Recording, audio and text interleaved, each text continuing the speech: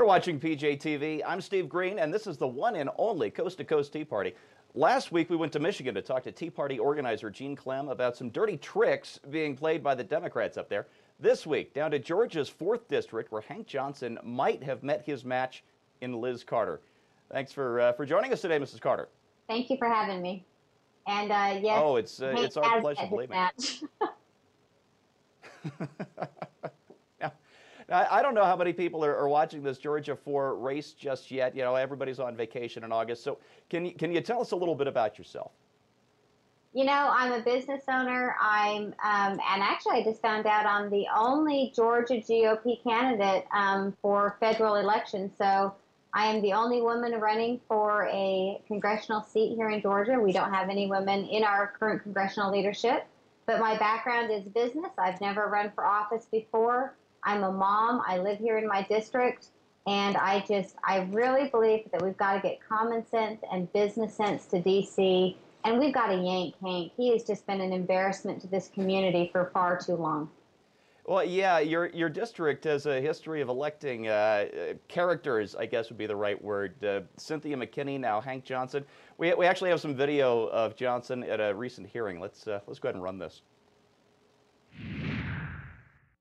My fear is that the whole island will become so overly populated that it will tip over and capsize. We don't anticipate that. Can't believe that Admiral kept a straight face on that. So where do you stand on the issue of using the military to capsize tiny islands? You know, I don't think it's a good idea. We shouldn't be capsizing islands, but more importantly, islands don't capsize. And I don't know if you had a chance, but on my blog this week, I actually posted an email from someone who lives on Guam who said, Liz, you've got to run this race. We need your help. We're in danger of Hank Johnson capsizing Guam. And he donated to keep themselves dry side up. Oh, good for them. More seriously, Johnson admitted he has some health problems, hepatitis C, and that might explain how he gets confused in a hearing like we just saw. Shouldn't he step down or at least face a Democratic primary opponent? He did face a Democrat primary opponent, and he won his primary. He had 2 challengers. And, you know, I don't wish hepatitis C on anyone, but Hank does claim to be fully recovered. But the issue here is medication, from my research and what I've been told by doctors, doesn't cause you to think that Guam's going to capsize. He's had some other really embarrassing gaffes over the past year. He gave an anatomy lesson to the same committee. It's just been a series of unfortunate events. And about 2 weeks ago, he talked about visions in his head in the courtroom to be able to see if you could find out if your neighbor was beating his wife and so forth. So it's really, we've had a series of unfortunate representatives here in District 4. Wow, yeah, I've heard of congressmen being out of touch with their district. That's going a little far. Now, it's a tough district for Republicans. It's minority, majority, heavily Democratic. What do you think makes this winnable for you? This is the year. This is not the year of the party. Where I live in the district and my kids go to school in the district and so forth, you know, these are my neighbors, and I have a lot of Democrat friends, and I have sat down and talked with them, and they know that it's time for representation, especially the DeKalb area of District 4. It used to be a shining jewel of Georgia, and it's been in steady decline for over 20 years. They know we need help. They know they need to fix it. And when you look at the Democrat Party and the Republican Party, the Democrats know that their party left them years ago. And just like we as Republicans overspent and made a lot of mistakes, it's time to bring back fiscal conservatism back to D.C. and really get some common sense and business sense. You know, Hank's gone. We're going to yank Hank in November. That's just one of the great slogans. I guess my real question is, why you? I've talked to lots of people on this show. I call them citizen candidates. People like you with their own businesses, families, people who just usually don't run for office. What made you jump in? Well, Hank Johnson made me jump in. So my consulting firm works with small businesses once they receive venture capital funding, and I help them grow build their working board of directors, help them go public or be acquired, just the kind of tools that we need in DC. But a lot of my clients said, and as I felt, with the higher taxes and everything that was happening, if not me, then who?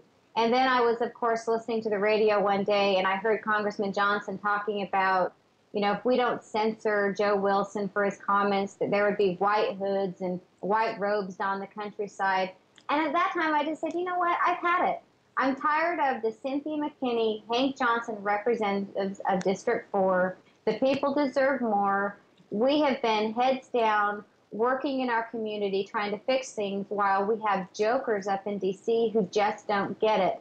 And so I'm fortunate enough to have the opportunity and the backing to be able to put myself up for service to the American people and specifically to the constituents of District 4. And people know that I care. They know I'm real. I'm not your typical politician. I'm not very politically correct, which is another thing we don't need in D.C. right now. And it's time to get the job done. Yeah, I've been hearing that more and more, just people saying I've had it over all the taxing and spending and regulating over the last year and a half, and jumping in. But I guess the most important question for viewers of this show is, what makes you the Tea Party candidate? Oh, it's all about smaller government. It's all about true representation. It's about creating efficiencies within government. You know, I support the Tea Party. The Tea Party is, you know, as you know, a collective of Republicans, independents, libertarians, Democrats, you name it. And it's a collective of your standard, everyday Americans who are patriots. And my dad was a World War II B-17 navigator and bombardier. Every morning when we got up, not only did we read the Bible, but we talked about American history and what this country was founded on. And we have got to return it back to those fundamentals. You know, otherwise our kids are not going to have the opportunities that we had. And that's the common ground, and why I will win District 4 is people are concerned that their kids will not have the opportunities that they have. And even those that have been unemployed for years and are on welfare or whatever it is, even if they're on an Entitled program, they're not thinking, wow, this is what I want for my child. They're thinking, how do I break this cycle? How do I make it so that my kids have more opportunity than I had? And I was not born with a silver spoon in my mouth. I'm actually the youngest of 10, and my husband teases me and tells me I was a house plant because as long as I was fed and watered, it was fine. You know, and my biological father left when I was born. And so, you know, I wasn't raised with a silver spoon. And the father that I, you know, consider my dad raised me to service and for patriotism and to love this country. And I will fight to my death for this country. Yeah, the kids, that's what it's all about. You know, our viewers are very involved in Tea Party politics across the nation. What can they do to help your campaign down there in Georgia 4? You know, get involved. If you want to do phone banking for me like we did for Scott Brown, you're more than welcome. But go to my website, www.lizcarterforcongress.com, and donate. You know, I'm up against a Democrat incumbent who is taking money right and left from unions and the big people that we bailed out. And I need the financial support of the nation to get someone who desperately needs to be gone. He does not support our troops, yet he sits on the U.S. House Armed Services Committee. He doesn't support our Constitution, and he's on the Judicial Committee.